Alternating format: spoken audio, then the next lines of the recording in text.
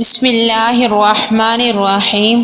السلام علیکم ورحمۃ اللہ وبرکاتہ۔ حضرت عبداللہ بن عمر رضی اللہ تعالیٰ عنہ سے روایت ہے کہ ایک آدمی نے رسول اللہ صلی اللہ علیہ وآلہ وسلم سے پوچھا، کون سا اسلام بہتر ہے؟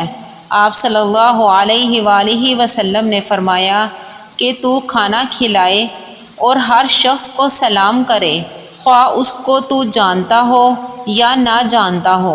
صحیح بخاری حدیث نمبر 28۔ حضرت ابو سعید خدری رضی اللہ تعالیٰ عنہ سے روایت ہے کہ انہوں نے رسول اللہ صلی اللہ علیہ وآلہ وسلم کو یہ ارشاد فرماتے ہوئے سنا کہ جب ایک بندہ مسلمان ہو جائے اور اس کا اسلام عمدہ ہو، یقین و خلوص کے ساتھ ہو، تو اللہ اس کے گناہ کو جو اس نے اس اسلام لانے سے پہلے کیا معاف فرما دیتا ہے، اور اب اس کے بعد کے لیے بدلہ شروع ہو جاتا ہے، یعنی ایک نیکی کے عوض 10 گنا سے لے کر 700 گنا تک ثواب، اور ایک برائی کا اسی برائی کے مطابق بدلہ دیا جاتا ہے، مگر یہ کہ اللہ تعالیٰ اس برائی سے بھی درگزر کرے اور اسے بھی معاف فرما دے، یہ بھی اس کے لیے آسان ہے۔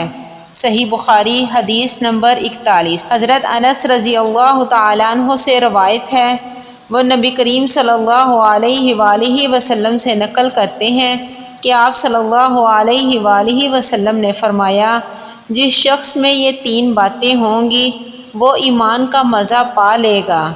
ایک یہ کہ وہ شخص جسے اللہ اور اس کا رسول ان کے ماں سوا سے زیادہ عزیز ہو، اور دوسرے یہ کہ جو کسی بندے سے محض اللہ ہی کے لیے محبت کرے، اور تیسری بات یہ کہ جسے اللہ نے کفر سے نجات دی ہو، پھر دوبارہ کفر اختیار کرنے کو وہ ایسا برا سمجھے جیسا آگ میں گر جانے کو برا جانتا ہے۔ صحیح بخاری حدیث نمبر 21۔